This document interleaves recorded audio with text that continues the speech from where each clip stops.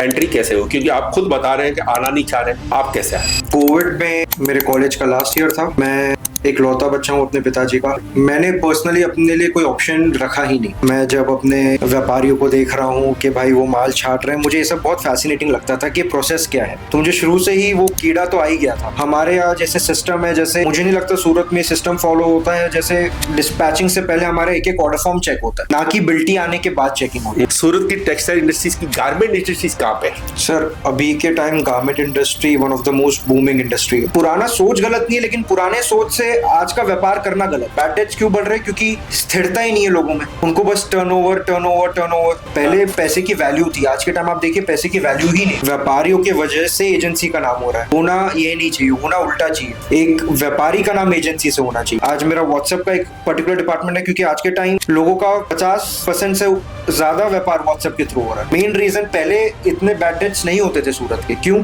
क्योंकि व्यापार एक सर्कल में चलता था। तो आज के टाइम कोई भी सप्लायर डरता है स्ट्रिक्ट होने से कि अगर हम स्ट्रिक्ट हुए तो कस्टमर लूज कर लेंगे। कोई भी इंडस्ट्री में जो क्रेडिट देता है अकॉर्डिंग टू मी वो राजा होता है। भरत भैया के साथ कभी भी व्यापारिक फील नहीं आता है, बिल्कुल कभी भी नहीं आएगा। आप कितना भी आप बैठ जाए, जरूर व्यापार की बात होगी, लेकिन व्यापारिक फील नहीं आएगा। तो आज वही उनकी स्पेशलिटी है और वही कारण है कि आज वो सूरत में इतने लोगों का मन जीत पाए। आज आप सोचे, खाली सूरत इंडिया को कैटर नहीं करता है, आज पूरे वर्ल्ड को कैटर करता है। पापा की शैडो में जो मैंने सीखा तो वही बस आगे बढ़ाते जा रहे हैं। मैं आज जो कुछ भी हूँ उनके वजह से ही हूँ। हो सकता है ये चीज मैं उन्हें नहीं बोलता हूँ। पॉडकास्ट करने के लिए बहुत लोग ने बुलाया, लेकिन आज मन आपसे ही इसलिए किया क्योंकि मुझे पता था कि मेरी बात सही तरीके से एंड सही ऑडियंस तक एक आप ही है जो पहुंचा सकते हैं।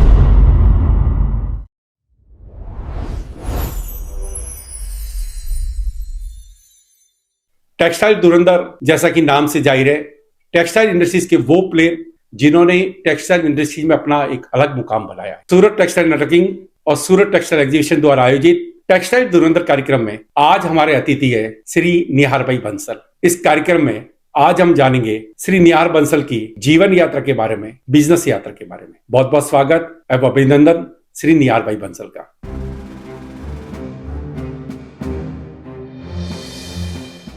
बहुत बहुत स्वागत एवं अभिनंदन निहार भाई। Thank you sir, thank you. Nihar भाई, मेरे पॉडकास्ट सेशन में मैं देख रहा हूँ कि इतने बड़े बड़े उम्र वाले एजेंट आ रहे हैं। आपको यंग देख के मेरे को भी बहुत खुशी हुई कि आज मेरे को कुछ नया सब्जेक्ट जानने को मिल रहा है। जरूर सर, मेरा भी मेन फोकस यही है, ये पॉडकास्ट का भी, एंड जो मेरी सोच है कि आगे की नई जनरेशन आए इस व्यापार पे, क्योंकि अभी के टाइम में देख पा रहा हूँ नहीं आ पा रहे हैं। ना आना चाह रहे हैं या फिर उन्हें रोका जा रहा है, कोई ना कोई रीजन से वो मोटिवेट ही नहीं हो पा रहे। तो मेरा फोकस यही है कि ये पॉडकास्ट से अगर कोई मोटिवेट होता है या इन्फ्लुएंस होता है तो मुझे ये बात की काफी खुशी होगी। निहार भाई, मैं आपसे ये जानना चाहूंगा कि आपकी टेक्सटाइल इंडस्ट्रीज में एंट्री कैसे हो, क्योंकि आप खुद बता रहे हैं कि आना नहीं चाह रहे, आप कैसे आए? कोविड में मेरे कॉलेज का लास्ट ईयर था एंड मैं एक लौता बच्चा हूँ अपने पिताजी का। तो मैंने पर्सनली अपने लिए कोई ऑप्शन रखा ही नहीं। मुझे कोई मतलब मैंने कोई एक्सक्यूज नहीं ढूंढा कि मुझे कुछ और करना है, ये वो यही मेरे लिए था। एंड मेरे पिताजी श्री राजेश जी बंसल, उनका ऑलरेडी ये व्यापार में 30 साल का अनुभव है और उनकी मेहनत से, मेरे दादाजी की मेहनत से एक बहुत अच्छी लेगेसी चली आ रही है। तो मैंने सोचा क्यों नहीं ये लेगेसी को आगे बढ़ाया जाए और मैंने फिर इस व्यापार में कदम रखा। कौन से ईयर से आपकी जैसे फॉर्म चल रही है? तो 19 मेरी फर्म जो है वो 1987 से चल रही है। हम सूरत में लगभग हमारा 50 बहुत साल। पुराने। हाँ जी, हाँ जी। बिल्कुल, मुझे बिल्कुल। पर्सनली आए हुए 4 से 5 साल हो चुके हैं। पहले ये बताइए कि आप जैसे जब तक टेक्सटाइल में नहीं आए तब आपकी धारणा क्या थी, आने के बाद में क्या लगा, क्या चेंज है? सर पर्सनली मैं अगर कहूँ, मैं जब सूरत रहता था मैं अपने पिताजी के साथ रोज ऑफिस आता था, चाहे स्कूल के बाद ही आता था। ओके। तो मुझे ये सब चीज़ बहुत अच्छी लगती थी। मैं जब अपने व्यापारियों को देख रहा हूँ कि भाई वो माल छाट रहे हैं, मुझे ये सब बहुत फैसिनेटिंग लगता था कि प्रोसेस क्या है। तो मुझे शुरू से ही वो कीड़ा तो आ ही गया था। ओके। और हमारी जो सर्विस इंडस्ट्री थी, पापा जिस हिसाब से बात करते थे, जिस हिसाब से उनको कैटर करते थे, मुझे वो चीज़ बहुत अच्छी लगती थी। हॉस्पिटैलिटी बहुत अच्छी लगती थी, किसी को ग्रीट करना अच्छा लगता था। तो मैं शुरू से इंटरेस्टेड था और पापा की शैडो में जो मैंने सीखा तो वही बस आगे बढ़ाते जा रहे हैं। ये बहुत बड़ी बात है कि पापा जी के पद चिन्हों पे आप चल रहे हैं। मैं ये जानना चाहूंगा सर कि एसटीसी स्वास्थ्य ट्रेनिंग कंपनी कौन से एरिया के बायर्स को आप खरीदी करवाते हैं, यानी आपकी यूएसपी किस में? सर हमारा जो मेन कैटरिंग बेल्ट है वो एंटायरली नॉर्थ ईस्ट है। हम लोग कोई पर्टिकुलर स्टेट पे एज सच फोकस नहीं करते हैं, क्योंकि जैसे मैंने कहा हमारी 50 साल से ऊपर की लेगेसी है, तो टचवुड हमारे साथ हर अच्छे स्टेट का व्यापारी जुड़ा हुआ है। और हम मोस्टली पूरा नॉर्थ ईस्ट जैसे UP, Bihar, Jharkhand, Orissa, Chhattisgarh, West Bengal, Assam, Punjab, Haryana, Delhi, NCR, even Jammu and Kashmir, Uttarakhand वाली बेल्ट भी हम अभी एक्सप्लोर करते हैं। एंड शुरू से उधर के व्यापारी जुड़े हुए हैं। एंड हमारी जो मेन यूएसपी है सर वो ये है कि हम जो टीम एक डेवलप करते हैं और जिस हिसाब से परचेजिंग करवाते हैं, हम वैसे एजेंट नहीं है जो खाली व्यापारी के साथ बस परचेजिंग के लिए इन्वॉल्व रहते हैं। हम मानते हैं कि हम व्यापारी के पार्टनर है उनकी दुकान पे, वो दुकान हमारी है। और जिस हिसाब से फिर हमारी परचेजिंग होती है उसी बेस पे होती है कि भाई वो मंडी में क्या बिक रहा है। क्योंकि आज एक मंडी में हम ऑलरेडी काफी लोगों से जुड़े, तो हमें एक रिस्पॉन्स आ जाता है कि ये टेस्ट बिक रहा है, ये टेस्ट अवॉइड करनी चाहिए। दूसरी चीज हमारी आड़त है, हमारा खुद का इधर लोकल बिलिंग होता है। तो जब ये सिस्टम और लागू हो जाता है तो हम और फोकस रह जाते हैं कि परचेजिंग में कुछ भी गलत ना हो। क्योंकि हमें लगता है अगर आपकी परचेजिंग सही होती है तो आपका 90% जीत आपके व्यापार में उधार ही हो जाता है। सही बात है, परचेजिंग अगर परफेक्ट हो तो बायर्स और सप्लायर्स दोनों के लिए विन विन सिचुएशन हो जाती है। 100% सर। एंड ऑल्सो हमारे यहाँ जैसे सिस्टम है, जैसे मुझे नहीं लगता सूरत में सिस्टम फॉलो होता है। जैसे डिस्पैचिंग से पहले हमारा एक ऑर्डर फॉर्म चेक होता है, वाह ग्रेट। ना कि बिल्टी आने के बाद चेकिंग होती है। वो सब पहले ही डिस्पैचिंग से चेकिंग होती है। और अगर कोई भी माल गलत जा रहा है, व्यापारी के बिना चूज हुआ वाला माल जा रहा है, तो पहले व्यापारी से कंफर्म होता है कि भैया ये जो माल आपने छांटा है वो नहीं जा रहा है, और फिर ही माल भेजा जाता है। तो ये सब चीज से व्यापारी को भी सूरत आने का और मोटिवेशन मिलता है। क्योंकि आज के टाइम मैं देख रहा हूँ व्यापारी डरता है सूरत आने से, ये सोच के कि उधर माल गलत चला जाएगा, बल्क परचेजिंग हो जाएगी, माल ज्यादा चला जाएगा। तो उस वजह से व्यापारी थोड़ा हेजिटेट करता है सूरत आने से। पर हमारा यही लॉजिक है कि अगर व्यापारी इतनी दूर से इतना समय निकाल के आ रहा है, मंडी आ रहा है और होलसेलर को अवॉइड करके आ रहा है, तो जो माल वो छाटा है वही जाना चाहिए। और वही हमारी यूएसपी की जो सर्विस हम अपने व्यापारियों को ऑफर करते हैं और जो अकाउंटेबिलिटी ऑफर करते हैं। निहार जी, ये तो बहुत बढ़िया बात बताई, यानी आप पूरा फिल्टर करके आगे सप्लाई करते हैं। जितने भी यहाँ के सप्लायर्स अगर माल भेज रहे हैं तो उसको आप रीचेक करते हैं। ये बहुत बहुत यूनिक, मैंने अभी तक इतने लोगों में सुना है, मैंने भी व्यापार किया, लेकिन ये चीज वास्तव में मेरे को लग रहा है सूरत में पहली बार हो रही है। यही हमारे लिए एक संदेश है कि भाई सूरत का जो टेक्सटाइल वे है वो कैसा जा रहा है। निहार जी, मेरा अगला सवाल आपसे रहेगा कि टेक्सटाइल के अंदर आप आए, आपके पापा जी राजेश जी एक बहुत प्रतिष्ठित नाम है एजेंसी के अंदर। आपके आने के बाद में आपने क्या महसूस किया जब आपको बहुत फीलिंग हुआ कि यार मेरे आने के बाद में कम से कम मैंने ये चेंज कर दिया मेरी फर्म में? सर देखिए, पर्सनली जो मैंने ऑब्जर्व किया, मार्केट सूरत का बहुत बड़ा है, पुल फैक्टर सूरत में बहुत ज्यादा है। आज व्यापारी इधर पुल होते हैं। एक सूरत ही ऐसा मार्केट है जो टेक्सटाइल एंड डायमंड को पुल करता है। जो मैं देख रहा था कि काम तो है लेकिन सिस्टमैटिक काम नहीं है, इसलिए काम कम होता है लेकिन बातचीत ज्यादा होती है। तो मैंने वो चीज को थोड़ा फोकस किया और उस चीज को थोड़ा क्लैरिटी किया कि टीम वर्क, एक डिपार्टमेंट सेट किए। आज मेरा व्हाट्सएप का एक पर्टिकुलर डिपार्टमेंट है, क्योंकि आज के टाइम लोगों का 50% से ज्यादा व्यापार व्हाट्सएप के थ्रू हो रहा है। तो मैंने एक टीम सेट किया कि अगर आप रात को 3 बजे भी मैसेज कर रहे हैं, उसका रिवर्ट व्यापारी को जाना चाहिए। क्योंकि व्यापारी हम पे डिपेंडेंट है, वो हमारे जवाब के बाद ही आगे जवाब देता है। तो एक व्हाट्सएप टीम प्रिपेयर किया, एक परचेजिंग टीम प्रिपेयर किया, एक order form checking team prepare किया। तो ये टीम वर्क पहले की जनरेशन में मैं ये नहीं बोलता हूँ कि नहीं था, पर क्योंकि इतना इन्वॉल्व थे वो अपने काम पे कि ये सब चीज पे फोकस नहीं कर पाए। इन्वॉल्व भी थे और खर्चा भी नहीं करना चाहते थे काफी सर सारे पहले लोग। नहीं होता था इतना, पहले पैसे की वैल्यू थी। आज के टाइम आप देखिए पैसे की वैल्यू ही नहीं। कुछ भी नहीं। आज मैं इसलिए ये चीज को कभी भी कोई मेरे से ये वार्तालाप करना चाहता है, मैं ये नहीं बोलता कि आज सही है वो गलत है, बिल्कुल बस टाइम बदला है और सोच बदली है। बिल्कुल बिल्कुल। इसलिए मैं आज लोगों को मोटिवेट करता हूं कि आगे की जनरेशन ये व्यापार में आए। क्योंकि पुराना सोच गलत नहीं है, लेकिन पुराने सोच से आज का व्यापार करना गलत है। बिल्कुल बिल्कुल बिल्कुल। तो वो आपका क्या है, ग्रोथ लिमिट करता है। तो अगर आप पुराने एक्सपीरियंस के साथ आज का तरीका अगर जोड़ दिए ना, उससे बेहतर चीज नहीं हो सकती। निहार भाई, बिल्कुल आपकी बात से मैं सहमत हूँ कि वास्तव में एक सिस्टम से काम होना चाहिए और सिस्टम से काम करके ही एक लॉन्ग जर्नी करी जा सकती है। 100%। सर, मैं आपसे ये भी जानना चाहूंगा कि पहले एक टेक्सटाइल मार्केट का 1 किलोमीटर का एरिया था, अब पूरा ये सूरत, आपको मालूम हो तो मेरे को लग रहा है कि फौजी वाला भी आपको जाना पड़ सकता है, जीआईडीसी भी जाना पड़ सकता है। क्या देखते हैं सूरत के इस एक्सटेंशन को? सर आप बताइए, मेरे को तो लगता है कोई भी मार्केट बड़ा होता है तो सब खुश ही होते हैं। मैं तो प्रे कर रहा हूँ कि ये मार्केट और बड़ा होते जाए, उससे व्यापारियों का भी डिमांड सूरत की तरफ बढ़ेगा। आज आप देखिए, व्यापारी पहले सूरत आते तो एक पर्टिकुलर रेंज के लिए आते थे। पहले के टाइम पे था कि लो रेंज पे सूरत माना जाता था। आज के टाइम देखिए, आज 4, 5, 6, 7 हज़ार की साड़ियां भी बिक रही है। तो आज अगर इतना स्कोप बढ़ेगा, नो डाउट एजेंसियों के लिए मेहनत बढ़ेगी। बिल्कुल। पर बिना मेहनत के क्या ही काम है। मेहनत ही तो आपको मोटिवेट करता है काम करने के लिए। अगर मेहनत नहीं होगी तो चाहे आपके पास व्यापारी कितने हो, कमाई कितनी हो, पर वो जोश नहीं रहेगा। तो मैं तो चाहता हूँ ये मार्केट बढ़ते रहे। इससे हमें भी मोटिवेट होगा कि और सीखने को है और सप्लायर से जुड़ने को है, एंड व्यापार इससे और बढ़ेगा, मुझे लगता है। निहार भाई, जिस तरीके से मार्केट का विस्तार हुआ है, क्वालिटी का भी बहुत विस्तार हुआ। सूरत के अंदर पहले एक साड़ी या लहंगा, ये समझ लीजिए कि शायद आपको जानकारी कम है, मेरे को नहीं आइडिया क्योंकि आप अभी भी आए। लेकिन पहले हमारे समय में खाली साड़ी थी, फिर उसके बाद में लहंगा आया, फिर एम्ब्रॉयडरी आया, फिर डिजिटल आया, सब कुछ आया। आज की तारीख में सूरत एक टेक्सटाइल हब बन चुका है। हम देख रहे हैं कि टेक्सटाइल की ऐसी कोई वैरायटी नहीं जिसके ऊपर सूरत रिसर्च नहीं कर रहा है। और अब सबसे बड़ी इंडस्ट्री यहाँ पे जो डेवलप हो रही है, गारमेंट इंडस्ट्री।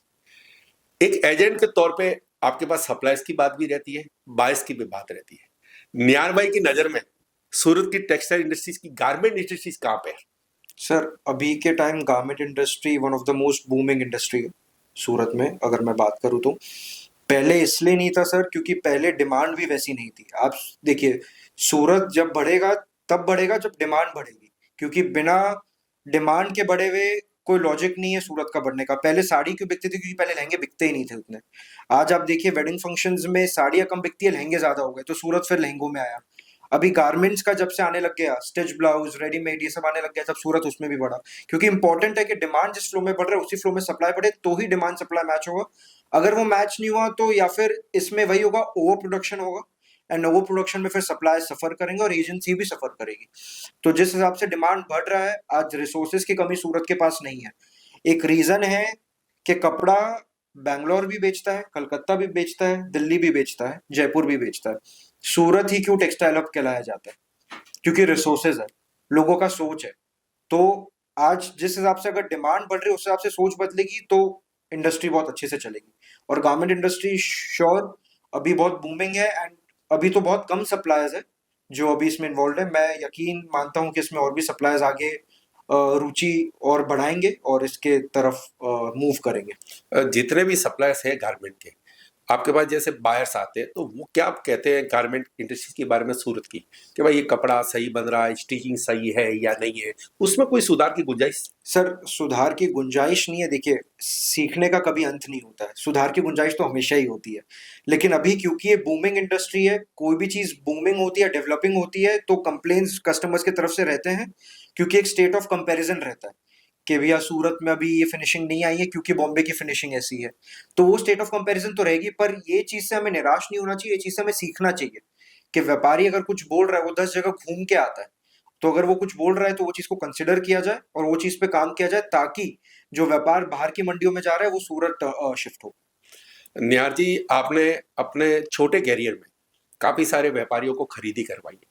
आप देख रहे होंगे सूरत में कहने को तो 50-60 हजार व्यापारी है, लेकिन काफी सारे व्यापारी है जिनका सेल तो मल्टीप्लाई बढ़ रहा है, और काफी सारे सप्लायर्स अभी भी संघर्ष कर रहे हैं, स्ट्रगल कर रहे हैं। इधर से इस मार्केट से इधर मार्केट भाग रहे हैं, कभी कोई बंद हो रहा है, कोई और कुछ हो रहा है। आपके हिसाब से एक सप्लायर्स में ऐसा कौन सा गुण होना चाहिए जिससे आप जैसे लोग इंप्रेस हो सके और अपना व्यापारी उनकी यहाँ लेके जा सके? सर पहली चीज जो आपने कही कि सप्लायर्स बंद हो रहे हैं या शिफ्ट हो रहे हैं, इसके मेन मतलब मल्टीपल रीजंस है, कोई पर्टिकुलर रीजन नहीं होता। लेकिन मेन आज के टाइम, एक तो जो मुझे कोर रीजन लगता है कि आज के टाइम एजेंसीज बहुत बढ़ रही है, राइट। आज फॉर एग्जांपल, आज एक टीम है, एक बंदा कहीं से गया, उनके पास डेटा है, वो अपना एजेंसी चालू कर देते हैं, पर ना उनकी कोई गुडविल है, ना कोई रेफरेंस टेक है, और गलती इसमें सप्लायर की होती है कि वो उस बंदे पे ट्रस्ट करके उधार दे देते हैं। आज बंद क्यों हो रहे हैं? क्योंकि बैड डेट्स बढ़ रहे हैं। बैड डेट्स क्यों बढ़ रहे हैं? क्योंकि स्थिरता ही नहीं है लोगों में। उनको बस टर्नओवर टर्नओवर टर्नओवर, कोई रेफरेंस नहीं है, कुछ नहीं है, तो आज इसलिए हो रहा है। मेन रीजन, पहले इतने बैड डेट्स नहीं होते थे सूरत के। क्यों? क्योंकि व्यापार एक सर्कल में चलता था। एक लिस्ट ऑफ कस्टमर्स थे जिसको अटेंड किया जाता था, एक लिस्ट ऑफ एजेंसीज थे जो पुराने थे, जिसका गुडविल था। आज के टाइम आप देखिए, कई एजेंट ऐसे हो गए हैं जिसका कोई गुडविल, कोई बेस नहीं है, एंड उन एजेंसियों को एंटरटेन किया जाता है। आज कंपटीशन इतना बढ़ गया, ओवर प्रोडक्शन सूरत में हो चुका है, तो एक कस्टमर के पास चॉइस हो गया, एक लग्जरी हो गया चॉइस का। तो आज के टाइम कोई भी सप्लायर डरता है स्ट्रिक्ट होने से, कि अगर हम स्ट्रिक्ट हुए तो कस्टमर लूज कर लेंगे। पर मुझे पर्सनली लगता है कि अगर आप देखिए, आपका माल है, आप क्रेडिट दे रहे हैं, और कोई भी इंडस्ट्री में जो क्रेडिट देता है, अकॉर्डिंग टू मी, वो राजा होता है। तो ये इंडस्ट्री में मैं चाहता हूं, मैं ये नहीं चाहता कि वो राजा कहला जाए, पर एक कोई भी मतलब ताली दो हाथ से बजती है। एक व्यापार अगर मिलजुल के होगा तो दोनों इसमें बूम करेंगे, सप्लायर भी, बायर्स भी एंड एजेंसीज भी। पर आज के टाइम सप्लायर्स इतने डरने लग गए हैं कस्टमर्स से कि मतलब अगर पेमेंट लेट आया तो भी वो चला रहे हैं, जीआर आ रहा है तो भी वो चला रहे हैं। मैं तो मुझे लगता है कि थोड़ी पॉलिसी उन्हें स्ट्रिक्ट करनी चाहिए, ताकि उन्हें पता चले कि एक कस्टमर को कैसे हैंडल किया जा सकता है। निहार जी, अगला सवाल मेरा रहेगा कि मार्केटिंग के अंदर काफी सारी स्टाइल आती है। अभी इन दिनों काउंटर सिस्टम बहुत जोरों पे, काउंटर सिस्टम है ना, यहाँ के जितने भी व्यापारी अपने काउंटर अलग अलग सिटी में लगवा रहे हैं, उसको आप क्या नजरिए से देख रहे हैं? सर, पर्सनली इसमें मेरा दोनों नजरिया है। मैं काउंटर सिस्टम के फॉर भी हूँ, अगेंस्ट भी हूँ। फॉर इसलिए हूँ क्योंकि एक व्यापारी के लिए, और काउंटर सिस्टम स्पेशली उनके यहाँ चलता है जिनका एक अच्छा टर्नओवर पे काम रहता है, क्योंकि वो हर एरिया पे फोकस नहीं कर सकते हैं, तो वो एक काउंटर के लिए पिच करते हैं ताकि वो एक एरिया वो एक सप्लायर को दे दिया जाए, एंड वो सप्लायर अपने हिसाब से उस चीज़ पे उनका प्रोडक्ट, नए नए प्रोडक्ट्स आते रहे और रिटेल में बिकते रहे। तो फॉर इसलिए, अगेंस्ट इसलिए हूँ सर, क्योंकि मुझे लगता है फैशन इंडस्ट्री बहुत रैपिडली चेंजिंग इंडस्ट्री है। आज अगर कोई टेस्ट बिक रहा है तो जरूरी नहीं 4 महीने बाद वही टेस्ट बिके। तो अगर काउंटर सिस्टम व्यापारी लाता है और वो काउंटर पे जरा भी फोकस नहीं करता है, तो एक तरीके से वो अपने एक जगह का एक पार्ट किसी को हैंड ओवर कर रहा है। एंड अगर वही टाइप का माल बार बार आता रहेगा तो लास्ट में ग्राहकों को इफेक्ट होगा एंड ग्राहक शिफ्ट होंगे, क्योंकि वो एक रिटेल में एक नयापन नहीं आएगा। तो मुझे लगता है काउंटर सिस्टम रखिए, लेकिन उसको मॉनिटर करना बहुत जरूरी है। काउंटर सिस्टम इसलिए मत रखिए क्योंकि आप मॉनिटर नहीं कर पा रहे। तो मैं इसमें, मेरी दोनों सी राय है। निहार जी, अगला सवाल मेरा रहेगा एक बायर्स के लिए। काफी सारे बायर्स, जैसे आपने बताया कि कोई भी एजेंट से खरीदी कर लेते हैं या कुछ भी कर लेते हैं, लेकिन यहाँ के सूरत आने के बाद में भी काफी सारे बायर्स को खरीदी कराने वाला कोई एजेंट नहीं मिलता। उनके अंदर बहुत सारी कमियां होती है। तो एक अच्छे बायर्स में, क्योंकि हमारा ये पॉडकास्ट है, पूरा इंडिया सुन रहा है, काफी बायर्स भी है, काफी सप्लायर्स में, तो बायर्स में कौन सा गुण होना चाहिए जिसकी वजह से सूरत में आप जैसे अच्छे एजेंट उसको रिकमेंड करें, खरीदी करवाए और यहाँ के व्यापारी भी उनका वेलकम करें? सर देखिए, मुझे पर्सनली लगता है कि एक बायर को, देखिए आज सबका गुडविल है। एक बायर को कभी भी एक एजेंसी की जरूरत उधार के लिए नहीं होनी चाहिए, राइट? आज के टाइम मुझे लगता है व्यापारियों के वजह से एजेंसी का नाम हो रहा है। होना ये नहीं चाहिए, होना उल्टा चाहिए। एक व्यापारी का नाम एजेंसी से होना चाहिए, क्योंकि आज वो लोकल है, आज इतने पुराने हैं। तो मेरे लिए बहुत जरूरी है कि मैं बायर्स को बताऊं कि आज वो जिससे भी जुड़ रहे हैं, जो भी एजेंसी से जुड़े हैं, पहले उनका बेस पता कीजिए, उनकी गुडविल के बारे में पता कीजिए, ना कि आप कोई भी एजेंसी से जुड़ जाएं। क्योंकि आज बायर्स के लिए इतने कॉम्पिटिटिव मार्केट में जब वो आते हैं तो जरूरी है कि भाई वो सही सप्लायर्स के साथ जुड़े एंड सही सप्लायर के सही टर्म्स उन तक पहुंचे। आज कई टर्म्स ऐसे होते हैं जो बायर तक नहीं पहुंच पाते क्योंकि जो मीडिएटर है वही स्ट्रांग नहीं है। और वो स्ट्रांग कैसे हो जबकि उनका बेस ही नहीं है। तो ये इंपॉर्टेंट है बायर्स के लिए कि वो अपने एजेंसियों पे फोकस करे और राइट एजेंसी अपने लिए आइडेंटिफाई करे कि कौन सी एजेंसी उनके साथ सही है। बहुत जरूरी है कि परचेजिंग उनकी सही हो। बहुत जरूरी है कि उनको नॉलेज भी दिया जाए व्यापारियों को, क्योंकि हम लोकल बैठते हैं, हमें एक फैशन इंडस्ट्री का पता है, हमें पता है कि आगे क्या बिकने वाला है, क्या कलर पैरिटी ज्यादा आगे चलने वाला है। तो इम्पोर्टेंट है कि बायर्स अपनी एजेंसियों को सुने एंड जो वो बोलते हैं उसको अप्लाई करें, लेकिन उससे ज्यादा इम्पोर्टेंट है कि अपने राइट एजेंसी को आइडेंटिफाई करें। निहार जी, जब से आपका मैं पॉडकास्ट शूट कर रहा हूँ तो हम एक चीज देख रहे हैं कि आप का एक फोकस रह रहा है कि इन्वेस्टर इस बिजनेस में आना नहीं चाहते। तो कहीं आपके दोस्तों में या ऐसा कभी आपने कहीं महसूस किया है ऐसा कुछ? सर नहीं, महसूस नहीं किया है अपने दोस्तों में, क्योंकि मैं सूरत बचपन से रहा हूँ और जो मेरे दोस्त हैं उनका भी टेक्सटाइल पे ही उनका बेस है एंड वो लोग तो आए हैं, लेकिन मेरी बातचीत होती रहती है कई लोगों से, क्योंकि इतने लोगों से मिलते हैं पूरे दिन, कई सप्लायर से मिलते हैं, कई कस्टमर से मिलते हैं।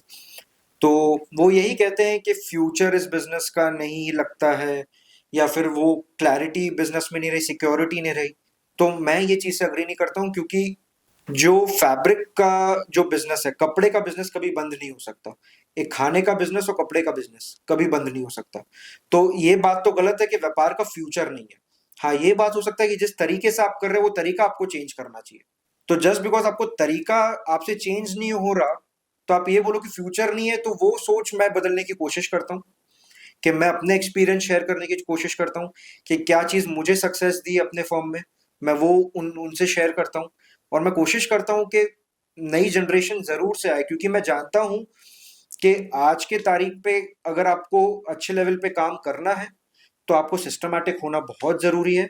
एंड ये आज की जनरेशन समझेगी, क्योंकि उनका जो एजुकेशन बैकग्राउंड रहा है, वो जिस हिसाब से उनकी मतलब परवरिश रहती है, जिस हिसाब से वो पले बड़े रहते हैं, तो वो समझ पाते हैं कि भाई डिपार्टमेंटल वर्किंग बहुत इंपॉर्टेंट है आज के टाइम, चाहे कोई भी बिजनेस हो।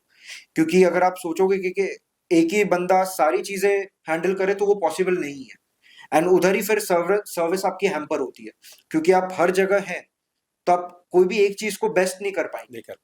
तो वो डिपार्टमेंट्स कैसे बनाया जाए, फॉर्मुलेट कैसे किया जाए, उसे प्रोसेस किया कैसे कैसे किया जाए, ऑपरेशंस कैसे किया जाए, अकाउंटेबिलिटी कैसे लाया जाए, वो आज की जनरेशन बेटर समझेगी। एंड हो सकता है ये चीज में आज की जनरेशन और पुरानी जनरेशन की सोच में ख्यालात नहीं मिलते हो, लेकिन उसमें कोई गलत बात नहीं है, कोई सही या गलत नहीं होता है, बस ओपिनियंस चेंज होते हैं क्योंकि टाइम चेंज है। एंड वो कोऑर्डिनेशन, कम्युनिकेशन आपको अपने पिताजी, अपने दादाजी के साथ अगर आप रखे सही तरीके से, तो वो भी आपकी बात सुनते हैं, आप भी उनकी बात सुनिए और एक साथ व्यापार में तरक्की कीजिए। ये मैंने एक्सपीरियंस किया। मार्केटिंग फंडे की अपन बात कर रहे थे, काउंटर सिस्टम पे अपन ने बात की है। एग्जीबिशन का एक दौर आप देख रहे होंगे कि अभी टेक्सटाइल के एग्जीबिशन 12 महीने कहीं कहीं कहीं कहीं चालू रहते हैं। बरदवाई बोनारो वस्त्र उत्सव वाले सितंबर 2026 में एक सूरत में बहुत बड़ा सूरत टेक्सटाइल एग्जीबिशन लेके आ रहे हैं। भरत भाई से तो आप पहले से ही जुड़े हुए हैं। भरत भाई के इस सूरत टेक्सटाइल एग्जीबिशन के बारे में आपका क्या ओपिनियन है?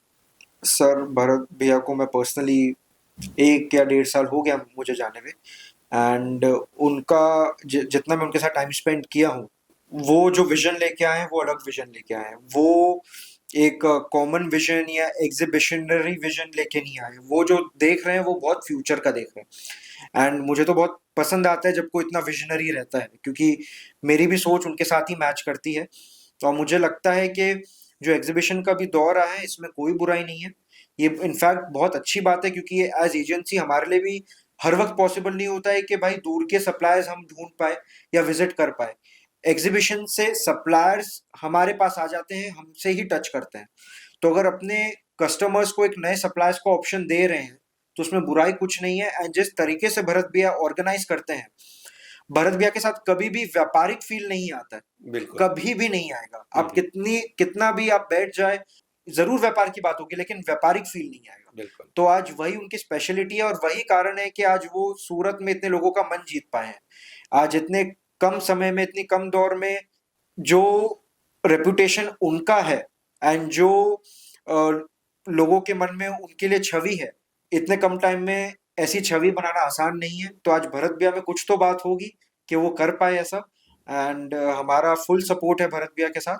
And I wish him all the best, जो भी उनके अपकमिंग प्रोजेक्ट्स या एग्जीबिशंस रहेंगे। एंड बेस्ट पार्ट भरत भैया की ये है कि आज सूरत का ना होके भी आज वो है कोटा से, आज उनका विजिट सूरत में इतना प्रोमिनेंट रहता है, इतना फोकस रहता है।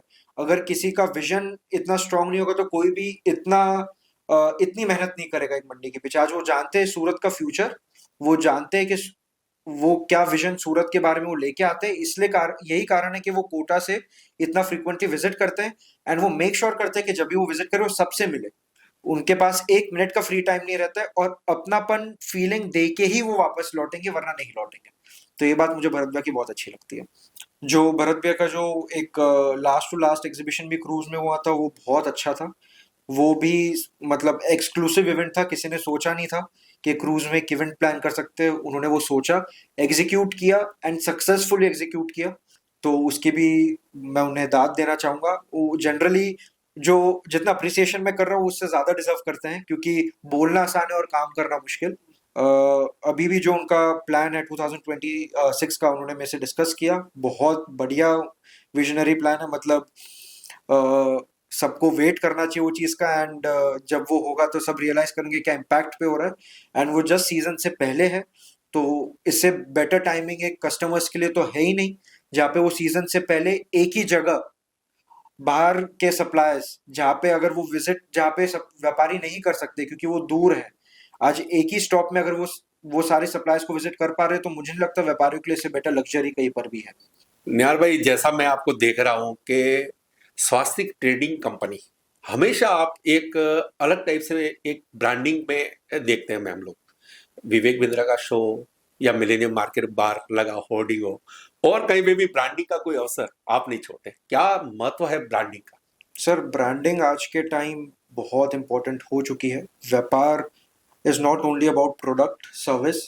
आज मैं हमेशा से मानता हूँ कि आप जितना कस्टमर्स के फेस पे रहेंगे, फ्रंट फेस पे रहेंगे, उतना आपके व्यापार के लिए वो चीज़ लाभदायक होगी।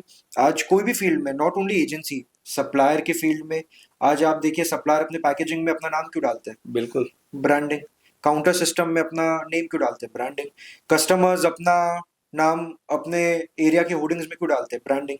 क्योंकि इतना कॉम्पिटिटिव मार्केट हो गया है, तो आप चाहते हैं कि आप अपने कॉम्पिटिशन से आगे रहे, एंड वो एक हेल्दी कॉम्पिटिशन कहलाता है। आज के टाइम क्या है, हर एरिया में, चाहे सप्लायर्स हो, एजेंसी हो, आज के टाइम मैं देखता हूँ कि आज कंपटीशन तो है लेकिन काफी अनहेल्दी कंपटीशन है।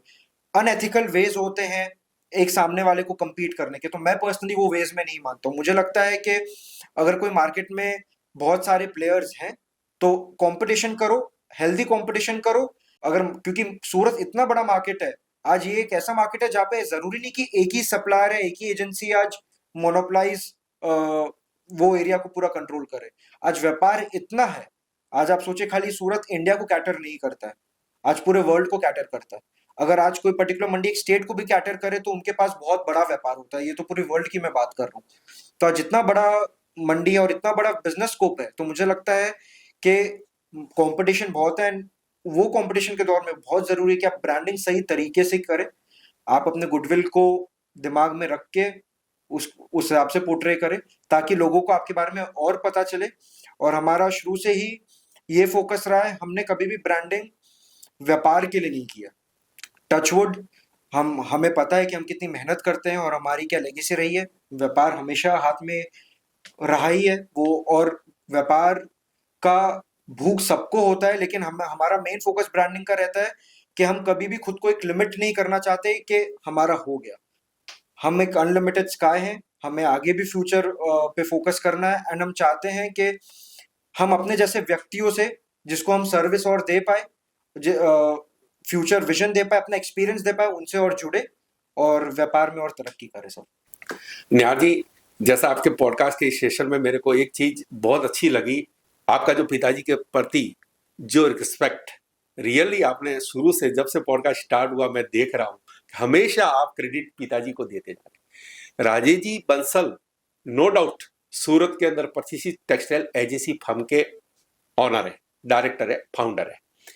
ऐसी कौन सी बातें जो विशेषकर आपके दिल को पिताजी की छू गई, वो मेरे को जरूर शेयर करें। सर, अगर मैं वो बात करने जाऊं तो लिस्ट अनलिमिटेड है। पहली चीज, मैं आज जो कुछ भी हूँ उनके वजह से ही हूँ। हो सकता है ये चीज मैं उन्हें नहीं बोलता हूँ, क्योंकि नहीं बोल पाते हैं बच्चे अपने पिताजी से, यहाँ बोल दीजिए आप। लेकिन on a very serious note, मैं जो भी हूँ उनके वजह से हूँ। एक एक चीज, मतलब एज एन इंडिविजुअल मैं बहुत अच्छा ऑब्जर्वर हूँ, और मुझे कोई शर्म नहीं आती ये बोलने में कि मैं अगर कोई चीज में लैक करता हूँ तो वो चीज में मैं लैक करता हूँ।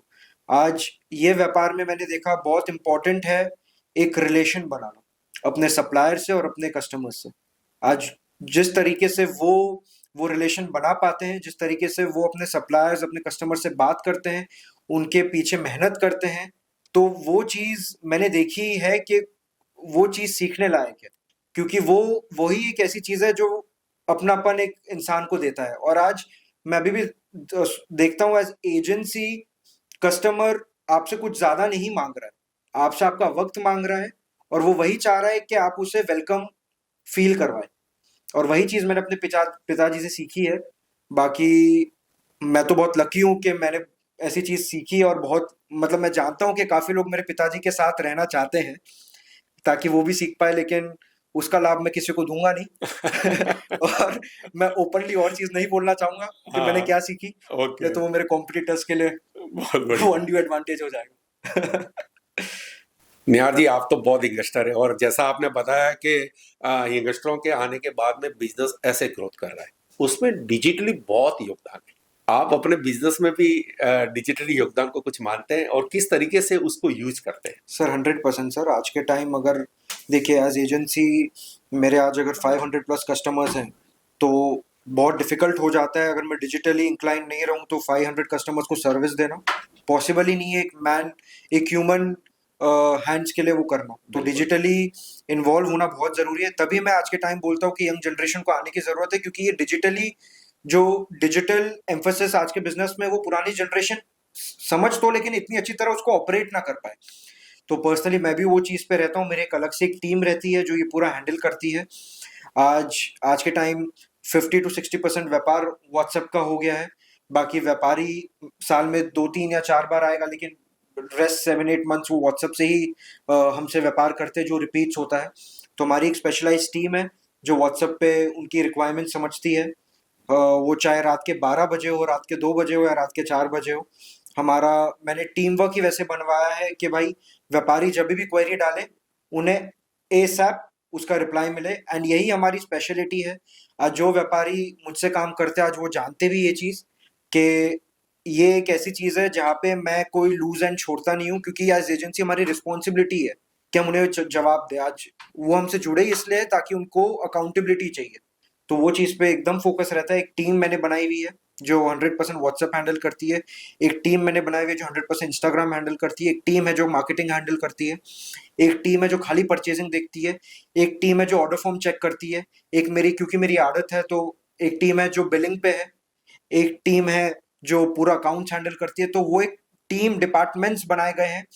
वो चीज का सुपरविजन मेरे हाथ पे है, मेरा सुपरविजन मेरे पिताजी के हाथ पे। तो एक हिरार्की बनाई गई है कि कोई भी लेवल पे कोई भी इशू आवे तो नेक्स्ट स्टेज पे वो सॉल्व हो जाए। बिल्कुल निहार जी, बहुत ही अच्छा लगा। रियल में आप जिस तरीके से आपका विजन है वो एक्स्ट्रा ऑर्डिनरी है। हम लोग जैसे यंगस्टरों आप जैसे यंगस्टरों को देखने के बाद लग रहा है कि हमारी टेक्सटाइल इंडस्ट्री बहुत सुरक्षित है और बहुत जिस तरीके से ग्रो करी है उससे और स्पीड में ग्रो करने वाली है। आप सूरत टेक्सटाइल नेटवर्किंग के इस पॉडकास्ट में पधारे, अपना कीमती वक्त हमको दिया, हमारे आमंत्रण को स्वीकार किया। रियली थैंक नहीं यू। Sir, thank you. ये आपका बड़प्पन है। आज आप लोग जैसे फर्म है तो आज देखिए आज हमारी बातें इतनी दूर तक जा सकती है। आज जैसे हम एजेंट है सप्लायर्स और व्यापारियों के बीच, आज आप हमारे एजेंट है हमारे बीच और हमारे दर्शकों के बीच। आज अगर आप नहीं है तो ये वॉल्यूम मास तक बात पहुंचाना पॉसिबल ही नहीं है। आज इतने फॉलोअर्स आपके हैं तो उसके पीछे एक मेहनत लगी है। आज इयर्स ऑफ हार्डवर्क है कि आप ये स्टेज पे पहुंच पाए कि लोग आना चाहते हैं अपनी बात रखने के लिए। वरना ये पॉडकास्ट करने के लिए बहुत लोग ने बुलाया, लेकिन आज मन आपसे ही इसलिए किया क्योंकि मुझे पता था कि मेरी बात सही तरीके से एंड सही ऑडियंस तक एक आप ही है जो पहुंचा सकते हैं। एंड मैं भी आपको 1 साल से जानता ही हूँ, हम मिले हुए भी हैं। बिल्कुल बिल्कुल। जिस हिसाब से आपका मेहनत अपने फील्ड पे चल रहा है, फोकस्ड काम चल रहा है, और आप भी एक विजन लेके आए हुए हैं। आपकी फैमिली भी अभी, आपके सन भी आपके साथ अभी ज्वाइन हुए हैं, तो ये चीज आपको भी बहुत मोटिवेट करती होगी कि और बड़ा करें। एंड आई एम श्योर कि जिस पाथ पे आप चले हैं आप जरूर मतलब ये चीज पे और ग्रो करेंगे, एंड हमारा भी सपोर्ट आपके साथ जरूर से रहेगा हमेशा के लिए। थैंक यू सर, बहुत बहुत आभार। Thank you.